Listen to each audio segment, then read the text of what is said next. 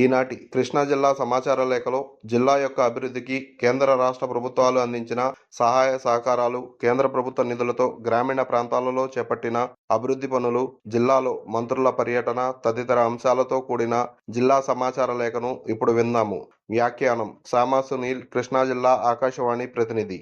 కరగ్రహారం గ్రామంలో జిల్లా పోలీస్ శిక్షణా కేంద్రానికి రాష్ట్ర హోంమంత్రి వంగలపూడి అనిత, రాష్ట్ర గనుల శాఖ మంత్రి కొల్లు రవీంద్ర భూమి పూజ నిర్వహించారు.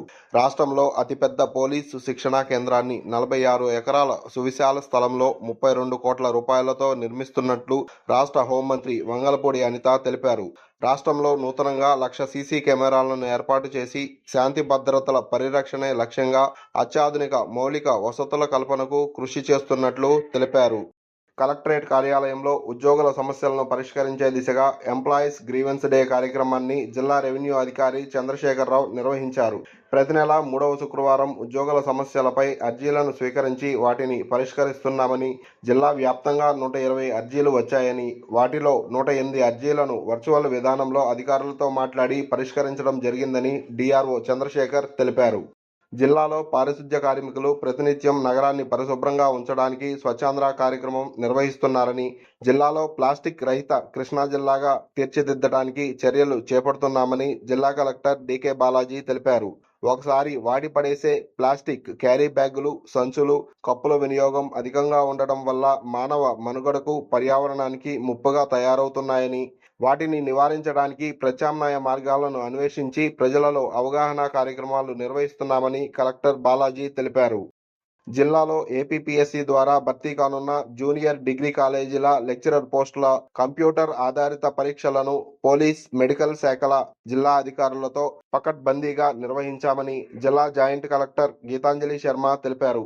ఏపీపీఎస్సీ ద్వారా జరిగే పరీక్షలకు జిల్లా వ్యాప్తంగా 1813 మంది అభ్యర్థులు 4 పరీక్షా కేంద్రాలలో పరీక్షలకు హాజరయ్యారని, పరీక్షా కేంద్రాల వద్ద ఎటువంటి అవాంఛనీయ సంఘటనలు జరగకుండా 144 సెక్షన్ అమలు చేసి పరీక్షలు పూర్తయ్యేంత వరకు విద్యుత్ అంతరాయం లేకుండా ముందస్తు చర్యలు తీసుకోవడం ద్వారా విజయవంతంగా పరీక్షలను నిర్వహించడం జరిగిందని తెలిపారు.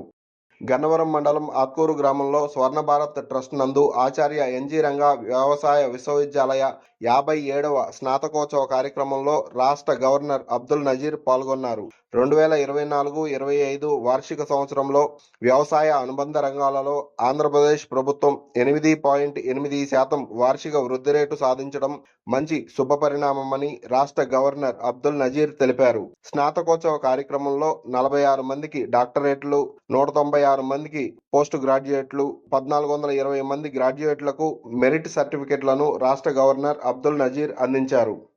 చిన్నాపురం గ్రామంలో రాష్ట్ర గనుల శాఖ మంత్రి కొల్లు రవీంద్ర ఆకస్మిక పర్యటన నిర్వహించారు. గుండేరు కాలువలో నీటి ప్రవాహానికి అడ్డంకిగా ఉన్న గుర్రపు డెక్కలను తొలగించాలని అధికారులను ఆదేశించారు. కేంద్ర ప్రభుత్వం రైతుల సంక్షేమం కోసం రైతులకు అవసరమైన యూరియా బస్తాలు, విత్తనాలను సబ్సిడీతో అందిస్తోందని, రైతులు అవకాశాన్ని సద్వినియోగం చేసుకోవాలని మంత్రి రవీంద్ర తెలిపారు. కలెక్టరేట్ కార్యాలయంలో మత్స్యకారుల జీవనోపాధిని మెరుగుపరచడం కోసం మత్స్య సంపద యోజన పథకం ద్వారా అమలు తీరుపై సమీక్షా సమావేశాన్ని బందరు పార్లమెంటు సభ్యులు వల్లభనేని బాలశౌరి అధికారులతో నిర్వహించారు. ప్రధానమంత్రి మత్స్య సంపద యోజన పథకం ద్వారా 83 మంది దరఖాస్తులు చేసుకున్నారని, 62 మంది మెకనైజ్డ్ పడవలు, 13 మంది ఎక్స్క్లూడర్ డివైజులకు దరఖాస్తులకు ఆమోదం తెలిపినట్లు ఎంపీ బాలశౌరి తెలిపారు. ఔత్సాహిక పారిశ్రామికవేత్తలను ప్రోత్సహించే విధంగా కేంద్ర ప్రభుత్వం ఎంఎస్ఎంఈ పథకాన్ని జిల్లాలో అమలు చేస్తోందని జిల్లా పరిశ్రమల కేంద్ర జనరల్ మేనేజర్ ఆర్ వెంకట్రావు తెలిపారు. ఎంఎస్ఎంఈ పథకం ద్వారా వ్యాపారవేత్తలను జిల్లాలో యూనిట్లను ప్రారంభించడానికి కేంద్ర ప్రభుత్వం ప్రోత్సాహకాలను అందిస్తోందని, రాష్ట్ర ప్రభుత్వం పరిశ్రమల స్థాపనకు భూమిని కేటాయిస్తూ ఉందని తెలిపారు. పరిశ్రమలను నెలకొల్పే ఎస్సీ, ఎస్టీ, బీసీ, ఓసీ మహిళలకు 45% రాయితీలు పథకం ద్వారా లబ్ధి పొందవచ్చునని జిల్లా పరిశ్రమల అధికారి ఆర్ వెంకట్రావు తెలిపారు. ఇప్పటి వరకు కృష్ణా జిల్లా సమాచార లేఖ విన్నాము.